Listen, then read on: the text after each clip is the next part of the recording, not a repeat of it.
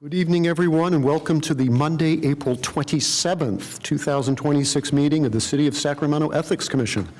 The meeting is now called to order. Will the clerk please call the roll to establish a quorum? Thank you, Chair. Commissioner Kelly. Here. Vice Chair Velasquez. Present.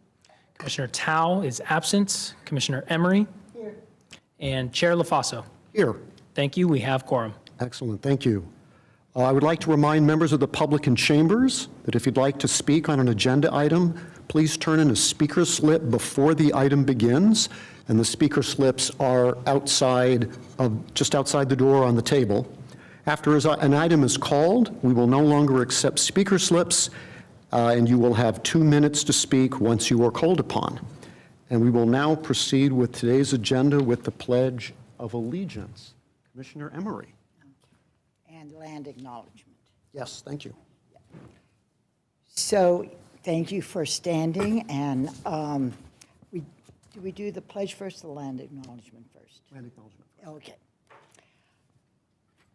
To the original people of this land, the Nisenan people, the southern Maidu Valley, and the Plains Miwok, Patwin, Wintun peoples, and the people of the Wilson Rancheria, Sacramento's only federally recognized tribe. May we acknowledge and honor the Native people who came before us and still walk beside us today on these ancestral lands by choosing to gather together today in the active practice of acknowledgement and appreciation for Sacramento's indigenous people's history, contribution, and lives. Thank you. And now the Pledge of Allegiance. I pledge allegiance to the flag of the United States of America and to the republic for which it stands, one nation, under God, indivisible, with liberty and justice for all. Thank you, Jacob. Thank you very much, Commissioner Emery. And just for the colleagues who weren't here last time, after I started doing this at the last meeting, I indicated I was going to pass the torch around at different meetings. One of you, if you want to, can be next. This takes us to our first agenda item, which is the consent calendar.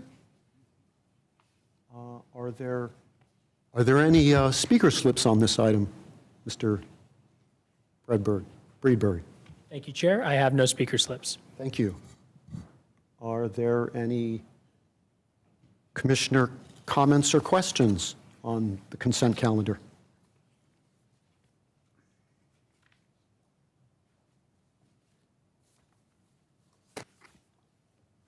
Questions or comments? Sorry, I was looking down, my mistake. Okay. Is there a motion from a commissioner to approve the consent calendar? I move we approve the consent calendar. I second. All right, we have a motion and a second. All in favor, please indicate by saying aye. Aye. Any nays? Any abstentions? Item passes. That takes us to our first action item, or rather the discussion calendar, which is item 4, City of Sacramento Community Outreach Program Update.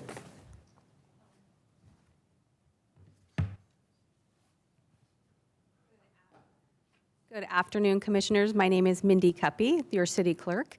The Commission asked to have a standing item on their agenda to share if you had done any community outreach.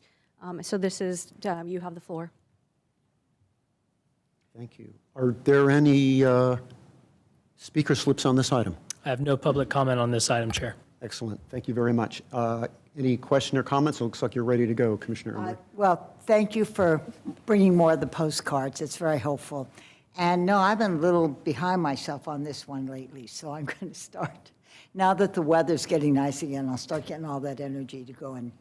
And I especially would like to reach out to District 2 after all the news this week of their former council person, and that I'd really love, I've been trying to reach out to District 2 to say I would really love to make some presentations on this.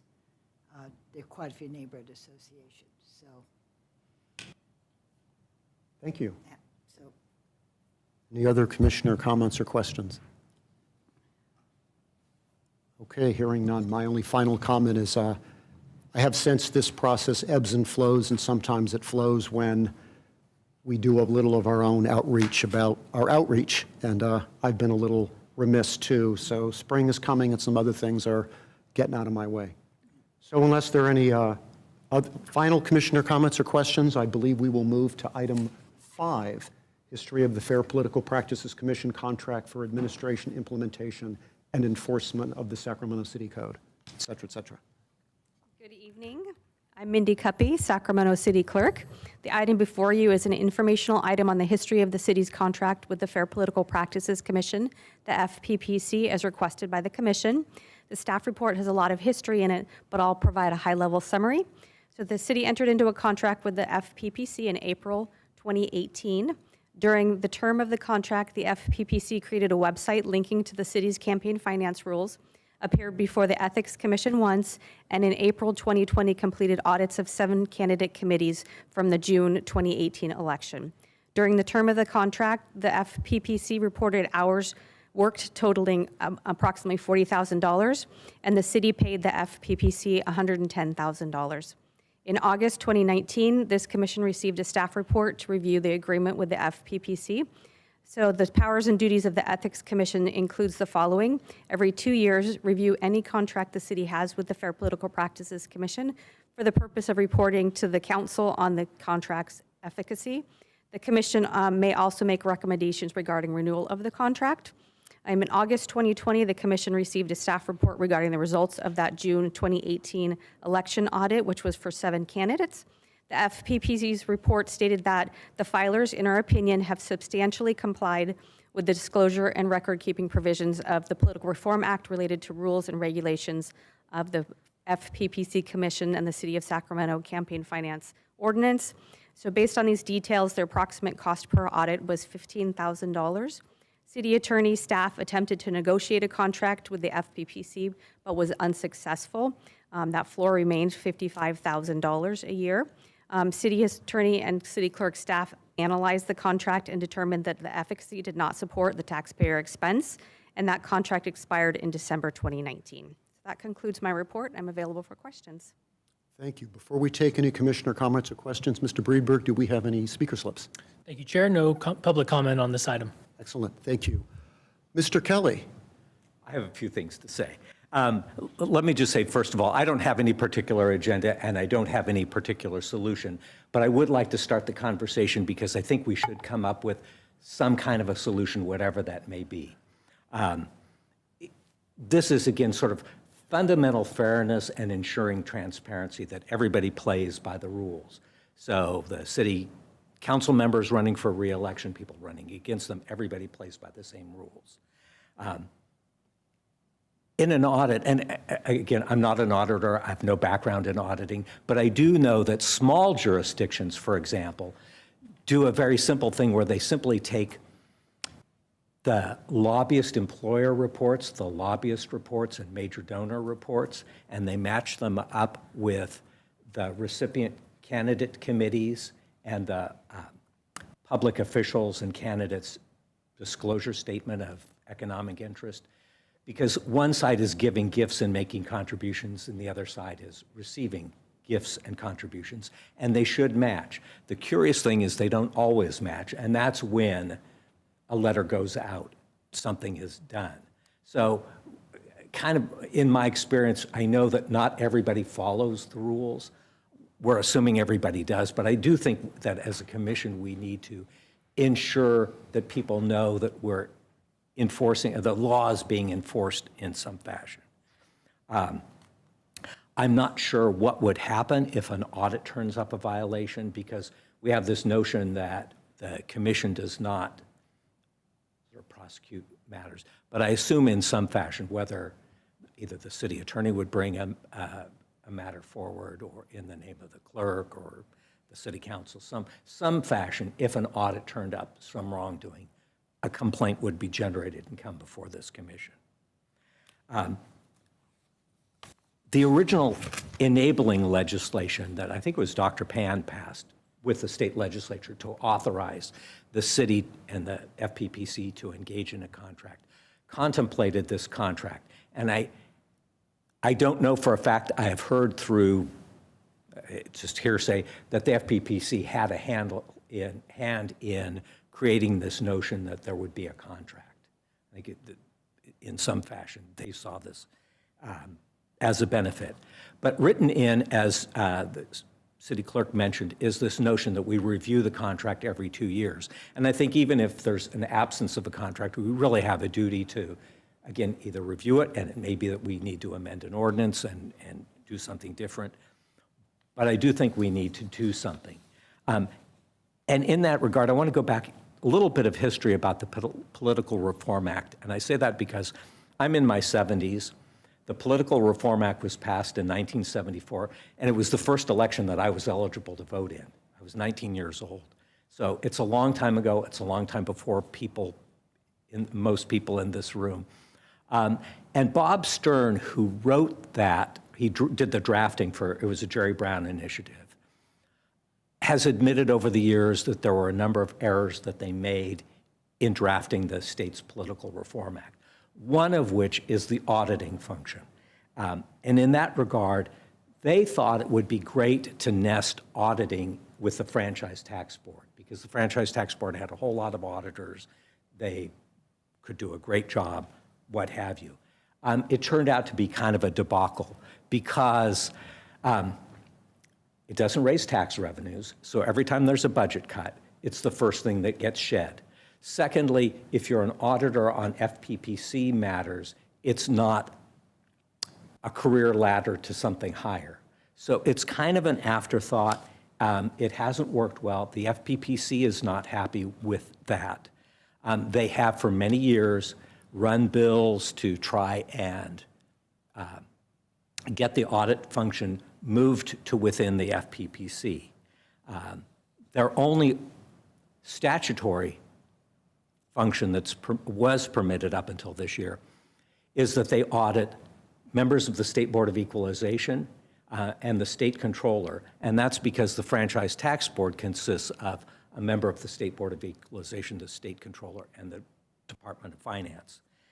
So they have very limited auditing. So when you contracted with the FPPC, I assumed they were sending this out to the FTB, and it was probably yet a lower priority than the audits that they were doing for the state. Things have changed.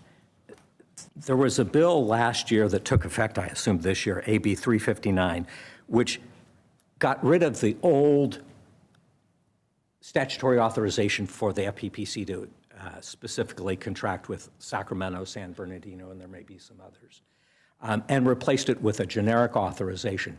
It also granted to the FPPC the ability to engage in audits of local jurisdictions. They still don't have the ability to audit statewide candidates, but they have a new ability to audit for locals.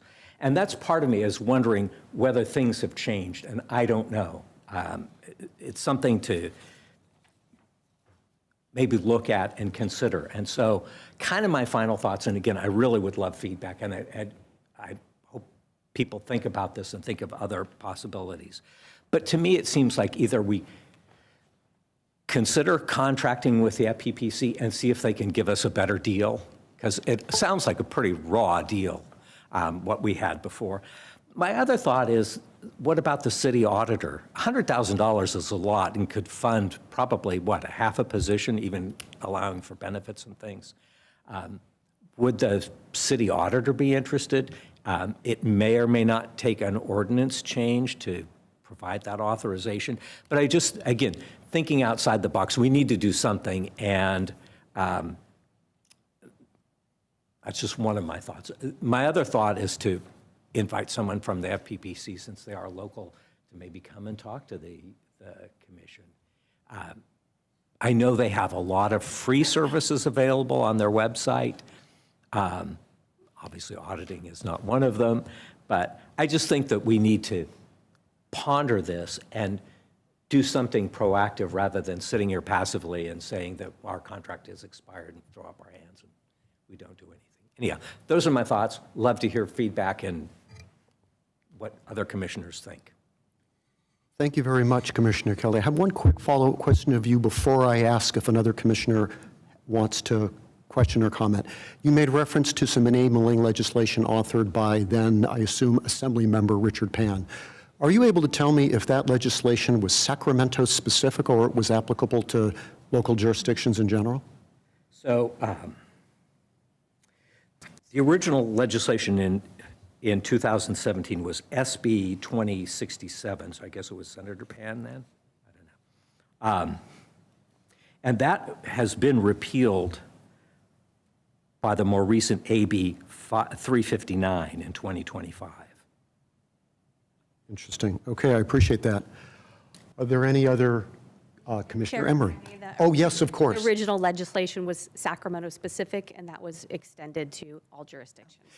Yeah, right. Let me say, so everybody ran their own bill. San Bernardino had their own bill. And as I understand from somewhere I got this, I think maybe off the FPPC's website, only Sacramento and San Bernardino ever actually entered a contract with the FPPC. I think there were others who either sought permission to do it or may have actually gotten bills passed, but they never actually contracted with the FPPC. Appreciate that. Thank you for your response, both of you. Commissioner Emery. So thank you, Commissioner Kelly. That was interesting. And I started thinking during the, I believe it was the 2024 election, as before I got on here, so that's why you will be our historian on this. There were some complaints with some of the candidates running for mayor and city council that were basically about finance and stuff. And they came to the ethics committee. How are those handled? And if somebody is running and they run afoul of the FPPC and get like a fine, are we then informed? But so I guess it's what's been going on since 2019. So I can answer the question about the 2024 election. There were complaints in regards to campaign finance, but it was the city's campaign finance rules, not the Fair Political Practices rules. And the code was unclear. So basically, I can be happy to share the staff report in regards to this. When the primary election moves from March to June, typically we change our code. And so the code wasn't clear. There was a period in the middle that was unclear which campaign it would go to. So we've since changed our code to state that it's this many days prior to the election, so it doesn't make reference to a March or a June election. So we have clarified that code. There were 2 complaints. They did come before this body because this body is who arbitrates that, not the FPPC, since it's city campaign finance. And they did determine, and they dismissed both those cases. So. But if a candidate does run afoul of, like since 2019, have any candidates run afoul of some of those FPPC rules and gets fined or anything, is the ethics committee informed? Is the city informed? Well, I guess it's what's the process so we'll know what to build upon. Yeah. Yes, the FPPC has no requirement to notify the city. However, I do watch those agendas and watch for our names, and I would inform you of that. Okay. And how big a difference is there between this, you said the city, it was a city code for finance and the FPPC. How big a difference is there on some of those? It was a reporting timeline that you had to make reports to the city, or if there's a city, the campaign finance limit. Okay. You have different filing periods, so pre-election, during election, and when you're, so there's different filing periods. And that was the big You have different difference between, contribution limits okay. based on what period you're in.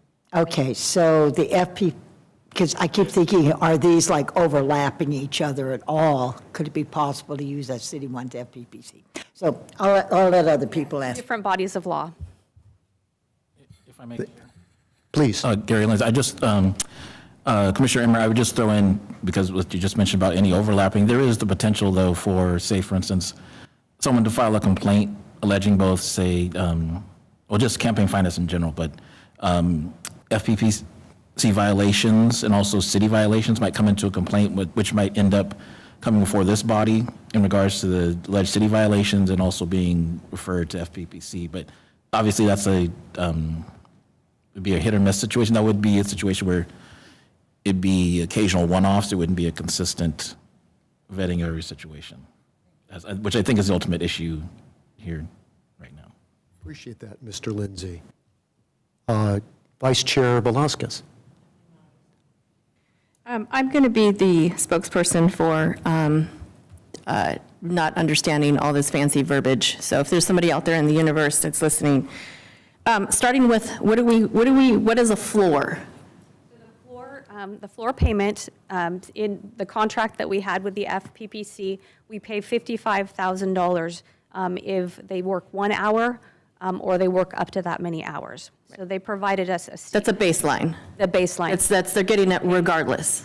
Okay, so my next question is, the previous contract, the one where we said that 40,000 1 year, or actually it was 2018 and 2019. During that period for that contract, it was about 40,000. Correct. The floor was 110? Correct. That was a 2-year period. Okay, so this period for 55,000 is just for what, a year? That's 1-year period. Okay. So it would be the same as the last time. It would be only, the ratio is the same as it would have been for the 2-year, right? It's entirely possible. So we pay them the $55,000 at the beginning of the year. Yeah. And they provide us a statement that says we worked an hour on this project, 2 Yeah, hours yeah. on this project. Okay. So all we're trying to do is we're going to try to go from a 110, which we didn't use a lot, and then last time was 40,000, and they want 55 as a base. That 2-year period is when we spent $40,000. Okay, okay. The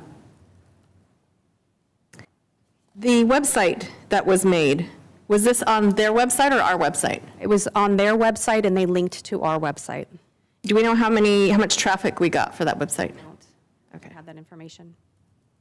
I have more questions, but I yield for now. Thank you, Vice Chair Velasquez. Commissioner Kelly. I'll follow up on and sort of express my ignorance here as well. In terms of contracting, it's not this commission. My recollection is it's the city council in the ordinance that would contract with the FPPC. Is there a budget for that? I mean, I'm mindful that the city is in dire financial straits. What happens if we think that a contract should be let? I assume you would communicate that with the city manager or something, and there would have to be a budget for that? Is that? That's correct. So right now, we have budget for the Ethics Commission. It's about $300,000. That covers all of our software for compliance, if we do any training, your stipends, those types of things. Our independent evaluator, a cost that typically an investigation is about $8,000. So depending on the number of complaints that we receive, that would be expended. And then the FPPC contract. So either with the FPPC, or if you wanted to explore a different auditing process, we could do that. But yes, annually in my budget, the city clerk's office budget is a line item for ethics. If I may, I really like the idea, and I don't know, because again, I know nothing about the internal workings of city government, but I love the idea of the city auditor sort of taking this on. If it's not burdensome and it works for them, and I'm not sure if that's something that you could ask the city auditor, or if we need a motion, or.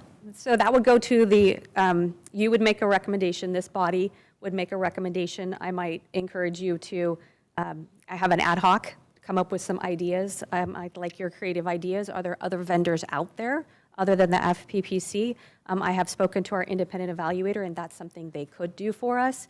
Right now, the city auditor cannot do audits on the council. So we would either have to change their enacting, I don't know if it's charter or if it's just an ordinance change to the municipal code, but currently they do not audit the city council. And it probably would be a conflict, as the city auditor reports directly to the mayor and council.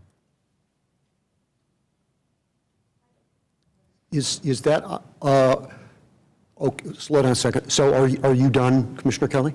I'm done. For the moment, okay. Mr. Lindsay wanted to say something. I would concur with what the clerk mentioned about the status of the situation as far as with the auditor. Understood. All right, thank you, Mr. Lindsay. After Vice Chair Velasquez, everybody's spoken twice, so I'm going to take my slot, and then we can continue, but I've been holding off on taking my slot. Vice Chair Velasquez. So they've, in the couple of years that we had a contract, well, 3 years, right? 2018, 19, and then, was that 2020? The contract expired in December of 2019. So how many, what years did we actually have the contract with them? 2018 and 2019. So 2 years, they did 7, well, they did an audit for 7 campaign, and that was, we got the results a year later. About 20 months later. Okay, thank you. Thank you, Vice Chair Velasquez. My turn, and then others can have turns too. A couple quick housekeeping items. One, thank you, Vice Chair Velasquez. I myself wanted clarification on what the floor was. Number two, Madam Clerk, thank you very much for including the entirety of the, I think it's March 21, 2017 City Council agenda item that created the Ethics Commission and all of the accompanying ordinances that I have frequently referred to as the Good Governance Program. That I thought was very helpful. And there's some interesting things there. And my quick aside, Commissioner Kelly, one of the reasons I asked about the PAN legislation, and I forgot he was a senator in 17 and an assembly member, but I was curious whether it was enacted specifically with Sacramento in mind, because the lens through which I've been refracting all of this has been my own legislative history that I've spent a fair amount of time on, and one that I will characterize as expectations. The legislative history I'm most concerned about is what the council wanted to do when it created the Ethics Commission. And I do think the council very intentionally wanted to limit our scope. Honestly, I think we've evolved even more limited than in my estimation the council even intended to. I note that $350,000 figure is in the March 21, 2017 staff report, but it also had a position in it, something that I know has waned, or around 2020, I know Mr. Green left, and then there was somebody else, and none of the commissioners present there even ever met her because the commission wasn't meeting in person. All I ever got from former commissioners I spoke to was, yeah, I think she moved to Oregon. It's the most I got.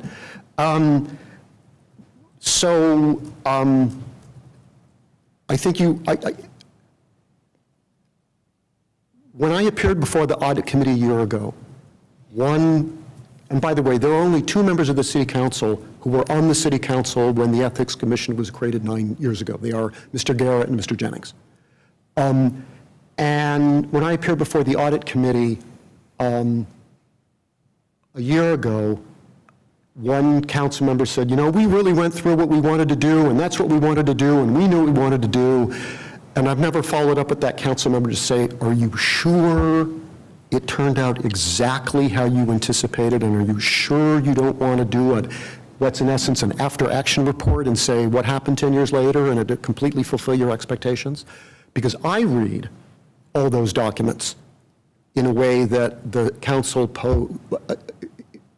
thought that the role of the FPPC and the FPPC contract was going to play a great weight in the Ethics Commission's overall program.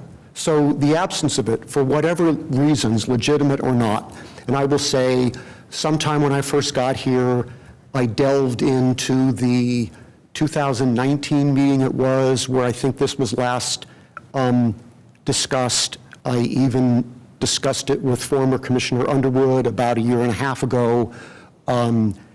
And it is what it is. And you made a comment about maybe we can get a better deal. I think that was very much the focus of the commissioners back in 2019. Maybe it's changed, I don't know, but I do know that's been tried. I So my path forward thoughts are I believe it's valuable to firmly settle ourselves in what maybe the council that created us wants to do, understanding that there's time to learn from experience. I think taking the approach that absolutely, Ms. Cuppy laid a little bit about the process. All we can do is recommend. The power of our recommendations are in the quality of them, how well researched they are, how thoughtful they are, how implementable they are, and potentially, apropos to a lot of your comments, Commissioner Kelly, how many good options we give them to think about it. I will cut to the chase, and I do think this issue needs to marinate a little bit, and I do think that the ad hoc suggestion that Ms. Cuppy, the clerk, suggested, and I will do another aside, as I watched the process 2 or so years ago when the City Council reauthorized the ability of commissions to have ad hocs, and I recall there was going to be some kind of explanation to commissions on what exactly the technical rules are, and we're going to have to get that, because an ad hoc is subject to the Brown Act. There's a number of implications to that I don't know, including noticing. Another implication, of course, is that the ad hoc has to be less than a quorum. For us, that necessarily means 2 people, that the 2 members of those ad hocs can only communicate amongst themselves and probably only during meetings. And I think there has to be some kind of process of reporting out periodically to the big body. I have seen this happen, and it's difficult. I will say as an aside, I served as a member of the Sacramento Heritage Board for 3 years. We had an ad hoc committee that wasn't called that because we didn't have those, just to plan a 40th anniversary of the city's preservation ordinance. And if you're in a little nonprofit board, people meet informally and they talk past each other. The number of times we had discussions with the city attorney on how to properly manage the Brown Act in the context of that thing was quite an experience. I'm not saying it's not doable. Yeah. I'm putting it right out front to everybody that it's a management task and we need to be really conscientious about it. Getting back to substance, and I think the technical way we create an ad hoc is that we all decided we want to do it, and then the chair creates it and the chair gets to name it. I'm going to do what you all want, but I think that Commissioner Kelly needs to be one of the members. Who the other... Chair, may I clarify yes, please. that process? So city boards and commissions may create ad hoc committees. I can give you, it's a 1-page guidelines, it's administrative rules, and basically you determine the chair appoints, and then they have 1 year, so a year duration to do their project, bring it back to this commission. A commission of 5 as you are, you can have 2 people on that ad hoc. You can meet outside the public forum, and that's the intent, is the ad hoc is created, you go do the work. I think my best example is the Youth Commission oftentimes does that. They have 4 or 5 people that want to do a project. They meet, they create something, and then they bring it back to the full commission to vet that. And then the conversation comes to this level. You don't have any staff support, so that would be on your own, basically. You aren't calling the city attorney because you can meet as you need. Another opportunity, too, is not to create an ad hoc. 2 people can still meet outside the public forum, have coffee, talk about a project, bring that to fruition, and then bring it back to this body. Appreciate that very much. I'm going to ask you to send that 1-pager to all 5 commissioners. And again, appreciate it. Again, one of my points is, if there are 2 members who serve at an ad hoc, they're obviously the principal actors. But the other 3 commissioners are ultimately going to be consumers of their work, and they need to understand what the process is and how the information is going to flow to them. I'll stop talking about the ad hoc. I will say I favor that direction, and I think Commissioner Keller should be one of the members. But getting back to substance, I want to understand a little bit better about what we're all talking about here substantively, campaign finance ordinances, FPPC. One question that's been chewing on me for a while, Madam Clerk, is you mentioned what specifically the FPPC did, and I guess it was 18 and 19. And have there been any auditing, and maybe others know the answer to this question, has there been any auditing of campaign finance filings from the candidates who were under the jurisdiction of your office and the campaign finance ordinances? So the city has done no auditing of campaign finance underneath our city codes. Okay. I can't speak to what the FPPC has done. Well, that's my second question. Can you, and you may want to chime in, Mr. Lizzie, can you refresh our recollection? Because I know that, again, I have been a candidate. It was a long time ago. The laws have changed. The first thing you do is you file a 460 at the Secretary of State's office. Many of your filings are at the Secretary of State's office. Some of them migrate to the FPPC. Even my recollection as the political officer of two Democratic Party organizations monitoring campaigns, I can't remember exactly where it all goes. Understanding that there is a backside, that anybody who's, say, for example, running for city council understands that many of their documents are going to the FPPC, and some of the documents that initiate their candidacy go to places other than, or I think in my time running for a city office, I think I filed them with the clerk. If I were running for school board, I would have filed them with the Secretary of State, but I know they all go back to the Secretary of State, because if you go on that Cal Access system and you want to see everybody who's filed their intention to run for city council, you can look that up on the Secretary of State's website as well as the city's website. So my point is there's interplay between the systems behind the scenes.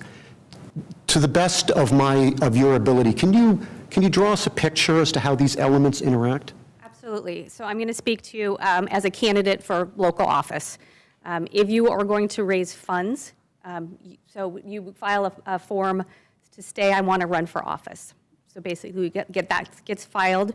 Then if you want to raise money, if you want to raise $2,000 or spend $2,000, you then have to create a campaign committee. You create that committee with the Secretary of State, and a copy comes to my office, the office of the city clerk at the city of Sacramento. Then you file all of your campaign finance forms with our office, so you file with the city. Your statement of economic interest, your Form 700, is filed with the FPPC, but that's where any financial interest you have or gifts you've received. But campaign finance are all filed with the city. Appreciate that. And thank you for reminding me that candidates, as well as city office holders, file Form 700s. Does the city audit, I know I'm slightly far afield, but not too much. Does the city audit Form 700s either for commissioners, council members, employees, as well as candidates? That's a great question. So right now, the FPP office holders and candidates file with the FPPC, their Form 700. So 87,200 filers now file with the FPPC. That's new this year. All other city officers file with the city. We've got over 1,000 filers. And the requirement is that we audit late reports. So we spend an incredible amount of time making sure that people file their reports on time. So we have to audit their late reports. So if everybody files on time, I don't do an audit. Okay. So there's somebody, your office, clearly a very circumscribed universe, but your office does do some auditing of Form 700s, if I understood. Absolutely. Okay, that's helpful. Okay, so I'm going to conclude my remarks on expressing intentionally great positivity toward all of the issues you offered, Commissioner Kelly. You're creating work for yourself. As it relates to the substance, I do think that, and I did want to say, I have a brief past as a member of the Franchise Tax Board, and I've read those FTB audits from the FPPC, and actually I thought they were pretty good. But I think it's very valuable to think about these different potential avenues of solving the problem. I do think a future agenda item where the FPPC fills in the blanks and talks to us about their perspective just to better educate us, I think would be valuable. So as I prepare to yield, I am interested in hearing commissioner feedback on what particular avenues along the lines of Commissioner Kelly's suggestion that members think are potentially fruitful. But again, apropos to my introductory comments, all we get to do is recommend, to the extent that we come up with well thought through recommendations that thread the needle from where the the council started in 17 to where we are today with our history. I'm optimistic that we could have a very positive impact. And with that, I conclude my comments for this round. Vice Chair Hernandez. Fine. It still ends in a Z. So of those 7 that they audited, those campaigns, was anything ever found noteworthy or that required action? I believe there was one small tweak, but their report stated that the filers have substantially complied with the disclosure and record-keeping provisions of the Political Reform Act related to regulations of the FPPC Commission and the City of Sacramento Campaign Finance Ordinance. Okay, thank you. And my apologies for not calling you Vice Chair Velasquez. Vice Chair Velasquez, sorry about that. Any other commissioners with a comment or question? Commissioner Emery. Because I know when I've given, like, the presentation groups, and that's the part I've always sort of muffled through because I know we have not had a contract. This was very helpful to understand that, yeah, they wanted all this money. It was a lot more than the work they were doing. Excuse me. I'm falling apart in my old age. So I just think it would be really, I'm really not sure. I think you have a lot of great ideas, Commissioner Kelly, because I'm also thinking it'd be really helpful to people running for city council and mayor to know everybody is following the same rules, however that works. So I'm open to any ideas. We currently have understanding that we're not FPPC or whatever those acronyms were, our own website for campaign rules. Is it significant? I mean, we had that before. They made their own for us. We have adequate information on our own website, yes? That's correct. Their website simply linked back to ours. Okay. Thank you, Vice Chair Velasquez.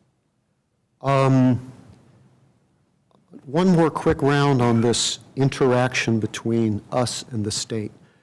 I'm going to cut short my lengthy introduction, and I think I'm going to direct my question to you, Mr. Lindsay. But as I cogitated through a question that I asked at the last meeting about incorporation of the Fair Political Reform Act, and I reread I think it's March 21, 2017 staff report, part of that contains some revisions to the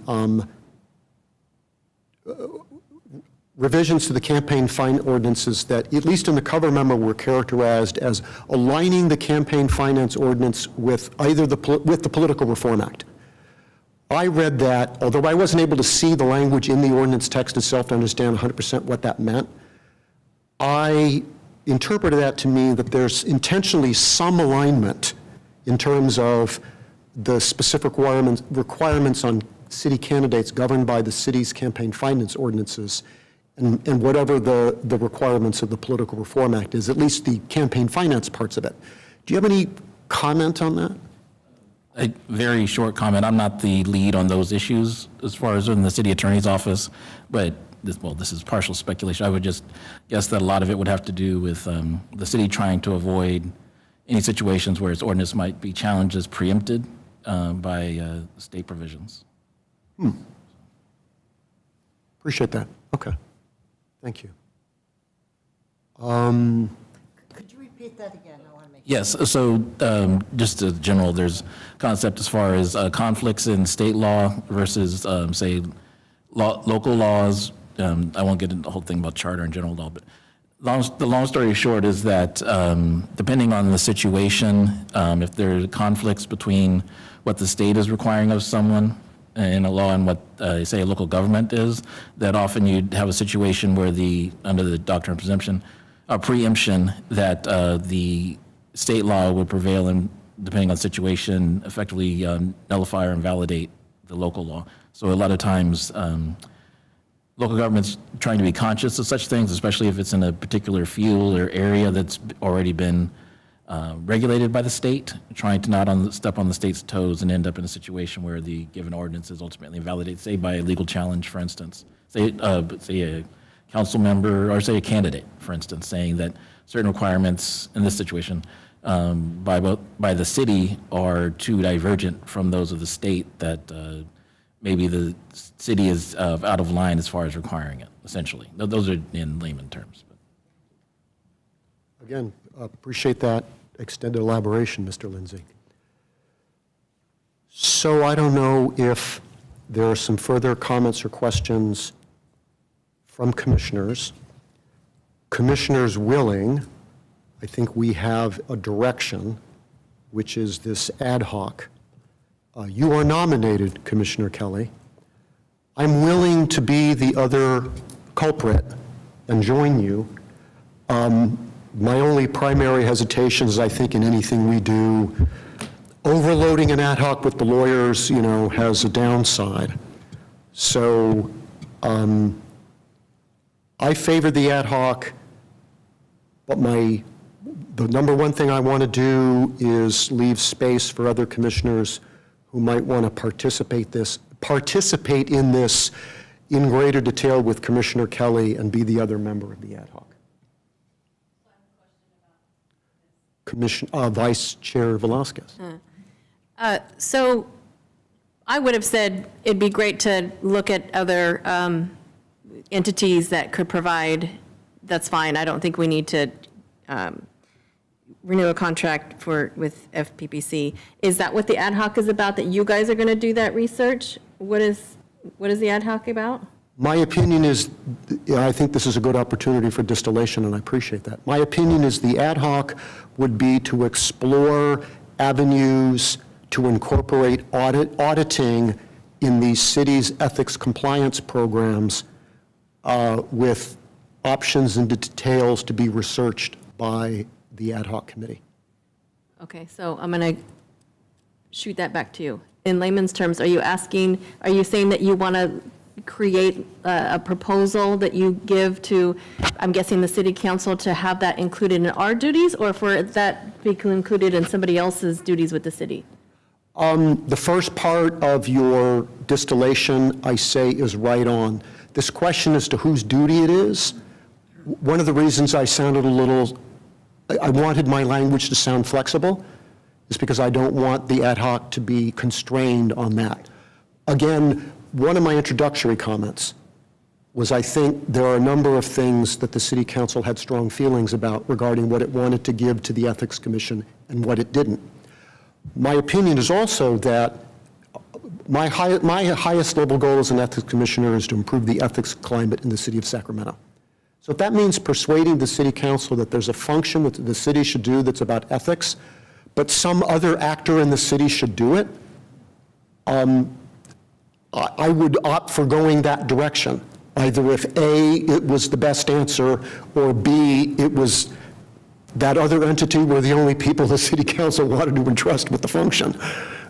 So agnostic on the question of whose responsibility it becomes. Okay, so it wouldn't be the ethics committee, it would be whomever the city thinks would be, aside from the audit, because that would be a conflict. Generally speaking, probably, because generally speaking, we're not going to audit, because none of us are auditors. B, generally speaking, commission-style government in Sacramento doesn't give a lot of direct authority over staff to commissions. It usually goes, kind of through a process, through the assigned staff and the charter officer, it's yada, yada, yada. So the only gray area, in my opinion, would be, would we have some kind of approval authority on the function at the high level? Would we have some kind of review function on the activity at the high level? Something like that. Okay, so before we move on, I think that if we were to propose something to the city council, then the second question from the city council will be, did we call anybody else to, any other entities to see what they would charge? So if we're going to do the ad hoc to see maybe who internally would be as responsible, they're also going to ask the question, did we contact anybody else? So I think we still need to do that as well. Commissioner Kelly, you have a comment? My understanding is, as I hear this, there are sort of three prongs that should be explored. One is whether the FPPC today, which has completely different management than it had 10 years ago, and completely different authority over local auditing, whether that's viable, whether we use an outside vendor, which could be an accounting firm or a law firm, something like that, or whether there's somebody in-house, probably not the city auditor, but maybe some other employee could be designated. Yeah. And again, maybe there are other things we haven't thought of that we still need to, again, contemplate outside the box. Oops, I appreciate this, and in my own, I will endeavor to break it apart a little bit. I appreciate your questions, Vice Chair Velasquez. I'm trying not to rigidly write the charge of the ad hoc to the point where it can't pursue options. But I think you make a great point that there are a couple things that can proceed outside the context of an ad hoc. They can be, one, if the clerk is willing to re-engage some level of discussion with the FPPC along the lines of Commissioner Kelly's notion that it's a different entity than it was last time you spoke to them. You know more about that than we do, but I'm trying to articulate something concrete with the appropriate level of direction that incorporates your expertise, your role, and your experience. But the essence of it would be take another round at the FPPC. That would be one thing. You don't need the ad hoc to talk to you about that because it's being talked about here. The second one would be, again, to the extent that it's worthwhile or you're willing or you have done, whatever other options we've spoken about, and the one that you were specific about, I think, was having engaged the independent evaluator to some greater or lesser extent about something they might do. Again, I'm just trying to put it concretely on the table, and since you indicated you had thought about it or initiated it, it seems to me it's pretty reasonable to ask you to sort of, to say, yeah, we like that, please, you know, please follow through on that if you were starting it up. So thank you. Chair, if I may, I want to reread a comment you made. The power is how complete our recommendation is to the City Council. And so look at every creative aspect. What vendors are there that do this type of thing? I know the FPPC, last time I looked into it, and I can't speak to that, it's been a couple years, they had adopted a contract, and that had a $55,000 floor. And there was no negotiating. We spent months, the city attorney's office and I spent months negotiating with the FPPC, and they were not budging on that. At that time, I reached out to our independent evaluator at the time and said, would this be a service you guys could do? And they said, absolutely, we could quote it. So I could see the ad hoc committee coming back with a recommendation to council, which would go through PNPE. There's more processes, but I can share that later. And to recommend we re-engage the FPPC, we get an RFP, we get some quotations, we think of, can it be in-house, can it be outside, what's the most responsible method, and to propose, you know, some creative solutions. I appreciate that. I'm going to make one comment, and then I'm going to recognize Commissioner Emery. So I appreciate that. I am trying to straddle, in essence, defining a functional, not too specific, not too general charge for an ad hoc, and be responsible to Vice Chair Velasquez's specific concerns. I wanted to itemize two that I thought were reasonable and feasible and that you had taken steps toward that I thought were well outside the ad hoc. My opinion is anything else, like there's obviously issues with engaging the city auditor, but I don't want to debate the whole ad hoc process here. I want to give it a charge and set it on its way, and with this informed discussion. So I'm going to leave it, my view is to leave it to you, Madam Clerk, as to whether you have exhausted the opportunity to circle back with one of the two entities that I have named back to you, the independent evaluator and the FPPC.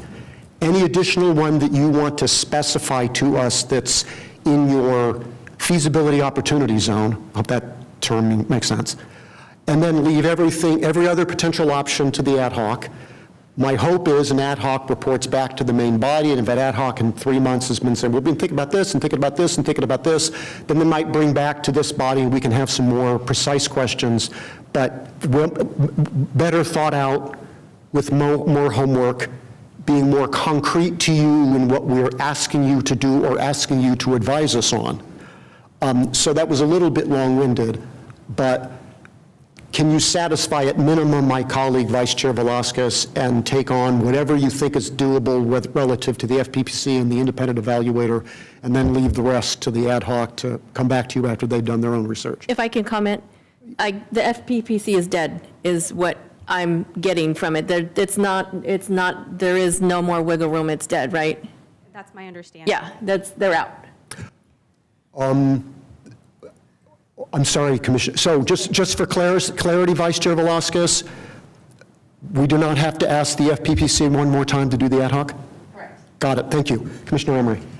I just want, it's one thing I heard when we were going through some of those bills that you mentioned earlier, and the question came up whether these were Sacramento specific, and they said there had been two, and the other one had been San Bernardino County. So I think it might be worth the ad hoc committee finding from San Bernardino, what do they do? You know, yeah. So that was just my idea for the ad hoc. It'd be nothing for them to look at. So just one final thought. In the bill that was passed last year, again, one of my points is that the FPPC now has the power to engage its own internal auditors, which is a different power than they had prior to January 1 of this year, in which they factored everything out to the Franchise Tax Board. And I wonder if the floor stuff may have something to do with what the Franchise Tax Board was willing to do than what the FPPC was willing to do. And so I think we need to at least ask them the question, can they give us a better deal? Or are they fixated on a particular contract now in 2026 when their authority is different from what it was last year? I appreciate that, Commissioner Kelly. I think at this juncture, given we've gone around on the FPPC a couple times, I think it's wise to leave with the ad hoc this question of refining how to best approach the FPPC if potentially there's opportunity there. So unless there is no further comment, if I'm allowed to do this as chair, I hereby create the ad hoc on Sacramento Good Governance Program auditing. I set its scope in an answer to Commissioner Velasquez, Vice Chair Velasquez a while back, and I liked it, so I don't want to restate it and screw it up.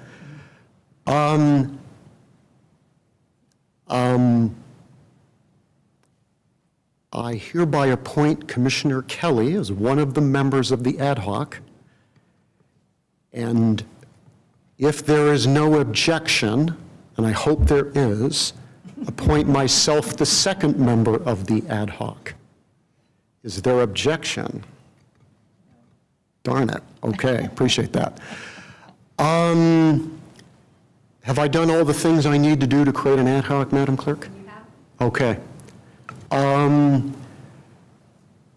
think we are landing on a close to this item. Any final commissioner comments or questions before we close this item? Commissioner, Vice Chair Velasquez. So I just want to reiterate, the ad hoc has been created. You guys are going to create language, do some research, and find out if there's something or someone or a unit or program within the city that could possibly be charged with auditing for campaigns, correct? In essence, yes. Okay, and then we're also also asking the city clerk, Mindy Cuppy, for her staff to look back at or look at new entities that have those kinds of services and what they would charge, what the floor would be, like the independent evaluator. So let me reiterate. So an ad hoc is appointed to do that work. The ad hoc would go do that work. Oh. Bring that back to this body. Okay. If they wanted to recommend that the city go find other firms, that would be the recommendation that they Got would it. move forward. Okay. That find other firms. I believe the FPPC contract is on their website. Was last time I looked, I wouldn't swear by that today, but that contract is out there. If the ad hoc wishes to reach out to the FPPC and ask questions, they can, but this body makes recommendations to the city council. Got it. Okay, so the ad hoc would be to create a proposal that the audit can either be within the city, or that there's these other entities that provide services, and this is what they provide, and this is what their baseline would be.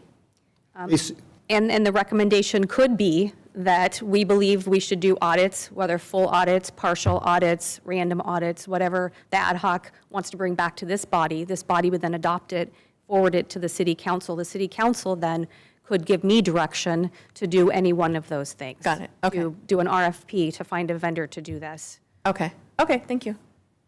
Thank you, Vice Chair Velasquez. Commissioner Emery. I just want to say thank you, Commissioner Kelly and Chair LaFaso, for taking this on. I'm going to feel a lot better because that was always confusing to me about how this is supposed to happen. So thank you very much, and I know you're both lawyers, but I'm sure you'll be able to talk down to us little people enough to make us understand what you're talking about. So thank you. And I'm sure Mr. Lindsay can tell you how to do that. He's plain spoken, which I appreciate. Thank you, Commissioner Kelly, for initiating this. So concluding item 5, that brings us to the generic commissioner comments, ideas, and questions matter. Do we have to, is there potential public comment on this item? Do I need to ask you if there are speaker slips? No, not for commissioner comments. Got it, thank you. Are there any commissioner comments or questions on this item? Commissioner Emery. And I guess, you know, this body is more important than ever, because I think, I don't live in District 2, but live next door to it, and there had been rumors for a very long time about things going on with the city council person there, even when he was running, and that's why I think it makes it more important than ever when we see that a Sacramento city council member is, you know, has a huge fine, is going to have jail time for what their actions. And I have always been sorry, because people are going, well, didn't anybody complain to the Ethics Commission? I said, there's only one towards the very end, but never anything about some of the real, you know, like where he lived and stuff. So I think it just shows that this is an important body, and we just need to get people understanding that we are doing the work so that we can make sure that we do have good governance in this city. And it was, you know, it reads like a really, really bad novella or something, instead of somebody who was actually a city council member and should have been working for his constituents. So it just was a lot to think about. Thank you. And Chair, if I may, I'd be happy to connect Commissioner Emery with the D2 council member if you wanted to get in front of those organizations. I have talked to him. I'm going to talk to him again. So, yeah, I know him quite well, and his chief of staff. So I will, I saw him there and I think, oh, I should have bugged him again. So thank you. Although the allegations are unfortunate, none of those are laws that would be under the purview of this commission. Thank you very much. Any other commissioner comments or questions under this item?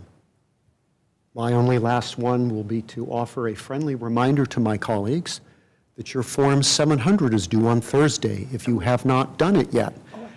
And I learned in this meeting that you want to do it because Ms. Cuppy doesn't want to audit you. I'm getting the weekly emails, thank you very much. Very welcome, we appreciate I love those constant reminders. They'll be daily starting tomorrow. And did I get mine done? I think I did. Yeah, I did. Okay. Okay. Camera's still on, just everybody know. Okay. Mr. Lindsay. Chair LaFaso, if I may, going back to just the tail end of Commissioner Emery's comment, and also while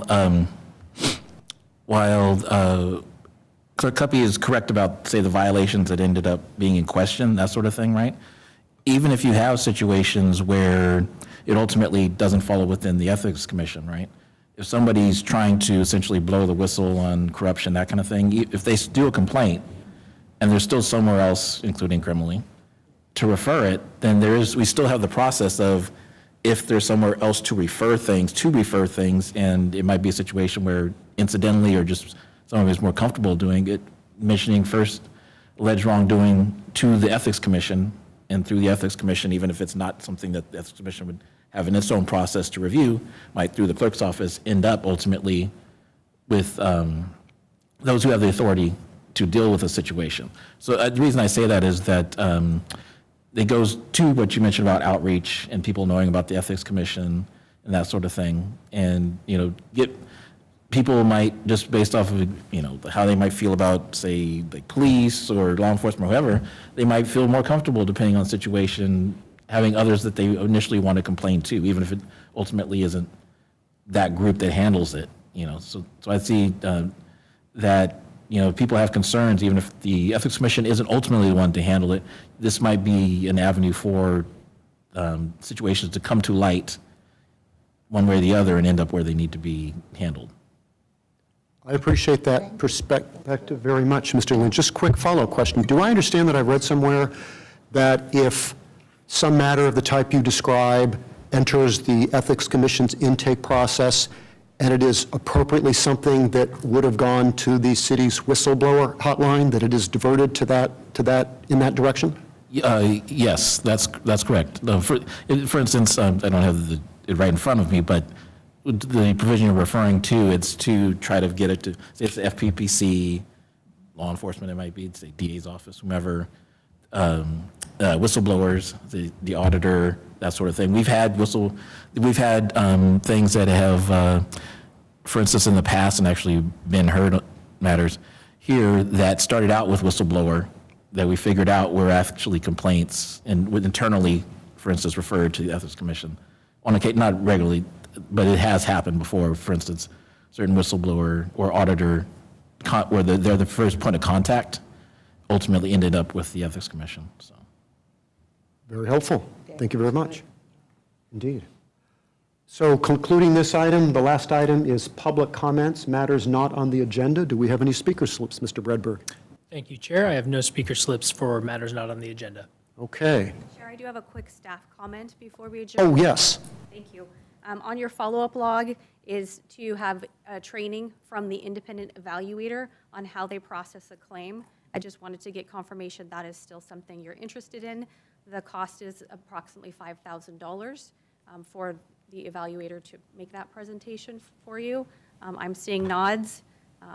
That's a significant cost. Do I have anyone that would like to work with the evaluator to determine what you really want? What is the scope of that training?